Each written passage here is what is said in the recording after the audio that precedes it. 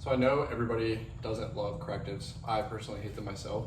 So I want to film a video on strength exercises that we can use to be able to change shape of the foot. So like I mentioned in the past couple of videos, so we're trying to get a foot that is stuck in supination or stuck with a high arch to be able to pronate and create the relative motion where the heel can move in the opposite direction of the forefoot or the metatarsals. So we're trying to use strength exercises beyond correctives or use them in conjunction just to be able to get the foot to be able to do what we want through the gait cycle, through the loading phase of throwing, and then through the get out phase, like the rotational phase or the propulsion phase of throwing. I want to preface this video by saying I got these exercises from the lower body foundations program from Conor Harris. Not all of them are used in the program. Kind of put my own little twist on some things, but a lot of the cues and exercises coming from him, so I want to give Conor Harris a shout out. A lot of what I've learned has come from Conor Harris, so looking at my content, a lot of it might be relevant if you are keeping up with Conor Harris and are a fan, but check out his page, check out his Instagram, check out his Twitter.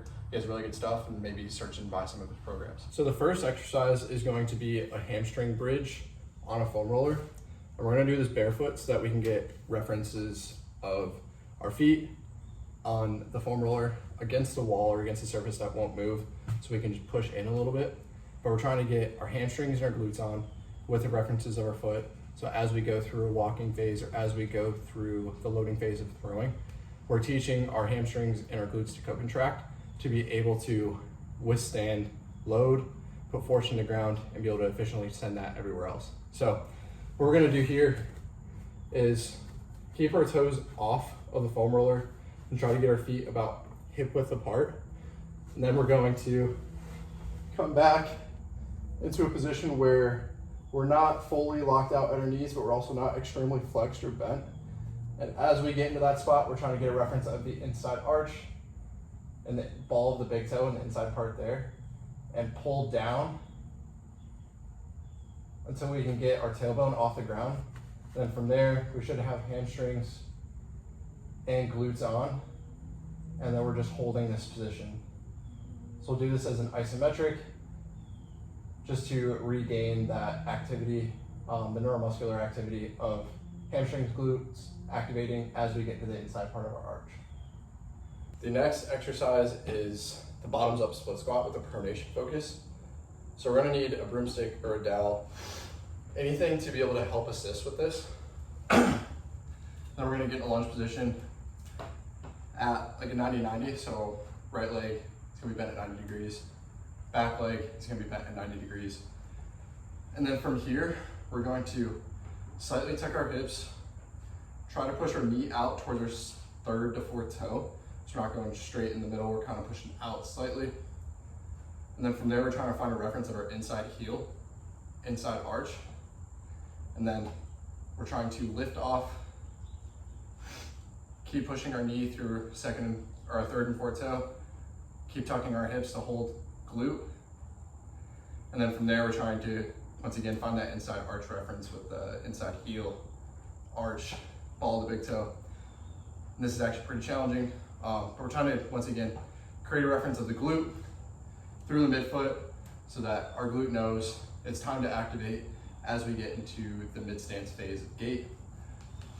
And then I'll show from the side as well. Slight hip tuck, knee slightly out, slight turn, find the arch, and lift off. One thing I forgot to mention, when you're in this phase, or in this exercise, we want to slightly turn our belly button away from our glute or away from our right leg. So it's just a slight turn away. As we go through gait, as this leg starts to go work underneath us and get behind us, we turn away from the externally rotated spot. Or turn away from the internally rotated spot.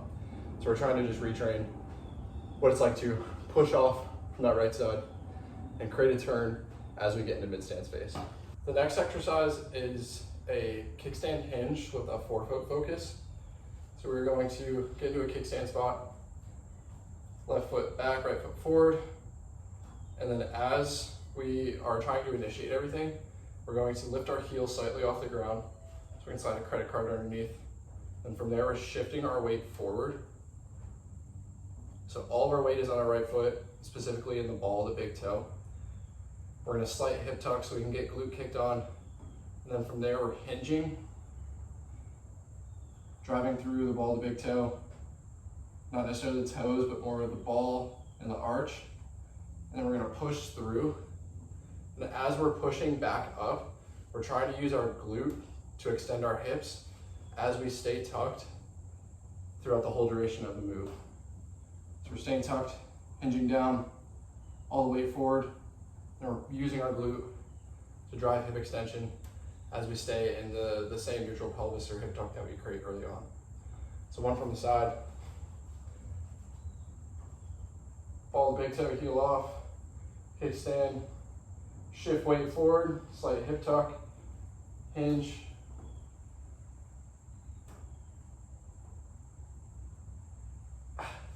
and use the glute to hip extend. All these exercises, honestly, they're killing me. So I've done them in the past with not as much focus as trying to actually use these for filming.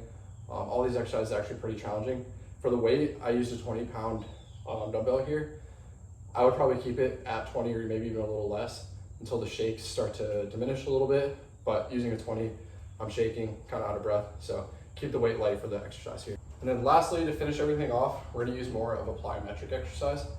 So this can be advanced in multiple ways. Basically, the first thing is we're going to start off with like a low pogo hop.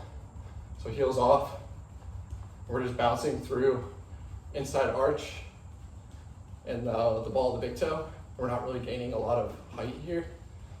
To advance that, we can add more height. So we're trying to stay stiff, bounce higher, and then the final progression in my mind, that is really all that we possibly need throughout the plyometric of pogos. It's just a single leg pogo. So you can start low, and also you can add height. But ultimately, try to train a little bit more stiffness of the foot, the ankle, all the tendons basically, from the hip and below, so that we can put all this thing together so our foot knows if we're striking the ground, we're trying to be stiff. Basically work like a bouncy ball on a track again, trying to be stiff and send that energy back out.